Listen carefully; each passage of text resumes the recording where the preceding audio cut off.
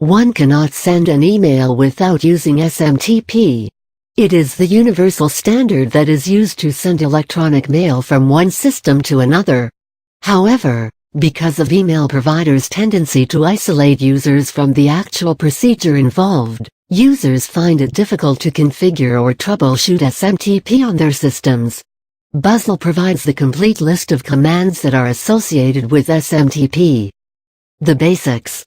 SMTP, or Simple Mail Transfer Protocol, is the intrinsic application layer protocol used by any email program to send emails from one computer to another. It runs the TCP/IP architecture, and uses the system's port 25 by default. SMTP is involved in transporting email messages from the sender's own computer, or more specifically, the email client software, to the email server, which is located on a remote computer.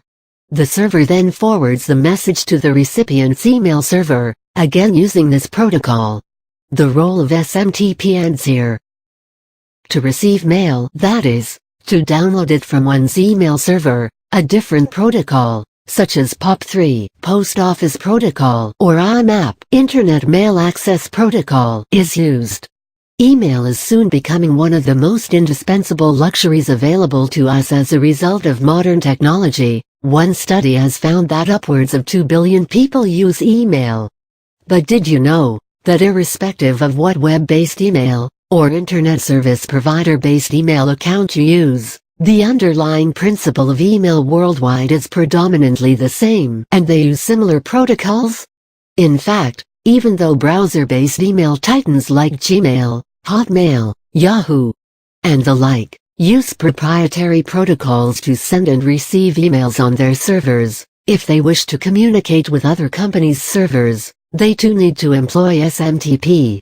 Whereas, email client software such as Eudora and Outlook completely use SMTP to push their outgoing mail from the client's computer to their servers, and further to the recipient's email server.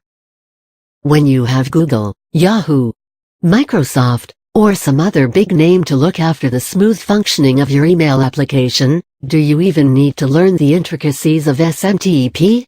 Yes, you do.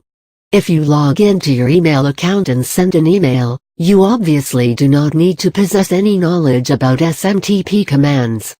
But consider any of the following scenarios.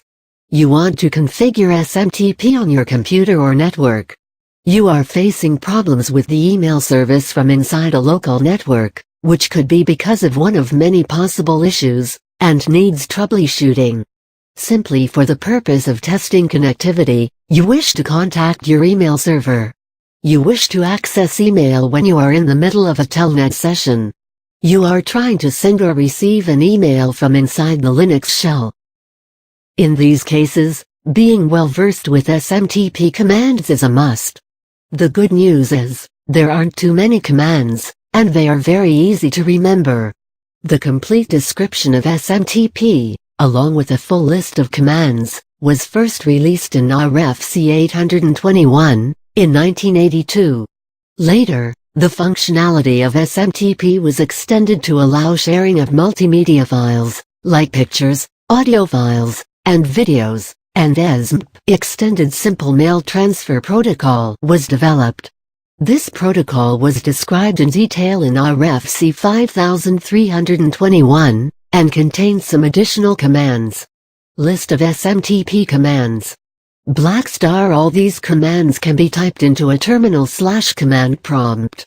*# SMTP commands are not case sensitive, hence their capitalization is optional for the user. *# The following list encompasses both SMTP as well as SMTP commands. No. Command description 1. A turn. This command performs the turn operation, reversal of roles of email client and server, only if the connection is authenticated. 2. Chunking. This is an SMTP command, whose function is similar to data, a message sent by the client to the server to start the process of sending the email, except that the mechanism used by the server to figure out where the message ends is different. The number of bytes in the message is explicitly sent, and the server counts the number of bytes it has received. 3. Data. This command gives the server an intimation that it is ready to begin sending the email, For DSN, this command activates the reception of delivery status notifications of the email message. 5. An email client that supports SMTP sends this command, and the server returns a list of SMTP commands that it supports. The syntax of this command requires the sender to provide his or her own domain name as a parameter. 6. This command is sent by an email server to another server, requesting it to start sending email messages located on it. 7. This command is used to ask for help from the email server, and it requests the server to return a list of commands it supports. 8. To begin an SMTP session between the sender and the server, and also so as to enable the server to be able to identify the sender, this command is sent. The syntax of this command requires the sender to send his or her domain name as a parameter. 9. Mail from, to begin the process of composing the email, and to allow the server to know the sender's identity, this command is used, and its syntax requires it to compulsorily take the sender's email address as a parameter, along with other optional parameters. 10. This command performs no operation, and is used solely to verify the connectivity with the server.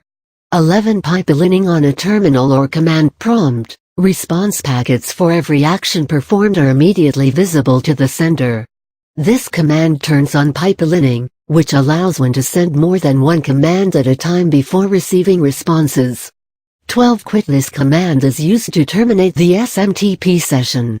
13. RCPT2. The syntax of this command requires the recipient's email address to be provided as a compulsory parameter, in addition to other optional ones. It is used to specify the recipient of the email message. 14. Reset. This command is used to perform a reset action. The current conversation is terminated, or message being composed discarded, and one can start again. 15. SAML. This command asks the server to send the message to the recipient's email client, as well as directly to the recipient's terminal. 16. Send. This command is used to send email messages directly to the recipient's terminal, instead of sending it to his or her email client. 17. Size equals. This command is used to specify the size of the message being sent, in terms of number of bytes. It comes into use when the server has set a limitation on the size of incoming email messages. In the absence of this explicit declaration of the size of the message, the server tries to determine the same by using other methods. 18. SML. This command sends emails directly to the recipient's terminal if he or she is online. Otherwise, the message is sent to the recipient's email client. 19. This command is used to invert the functionality of the email client and the email server. The client can receive messages from the server while using the same connection. 20. Verify. In the syntax of this command, the recipient's email address is taken as a parameter. This command requests the email server to verify the authenticity, or existence, of the remote user from the email address. Of the commands listed above, some are more specific to certain platforms. For example, SendMail, the proprietary email application for Unix systems, while others are not very commonly used nowadays, albeit still valid. In some cases, clients or servers may not support SMTP, or else access may be restricted. In all circumstances, one can always type the help command in the beginning of the session, so as to be sure of which commands are supported and which are not.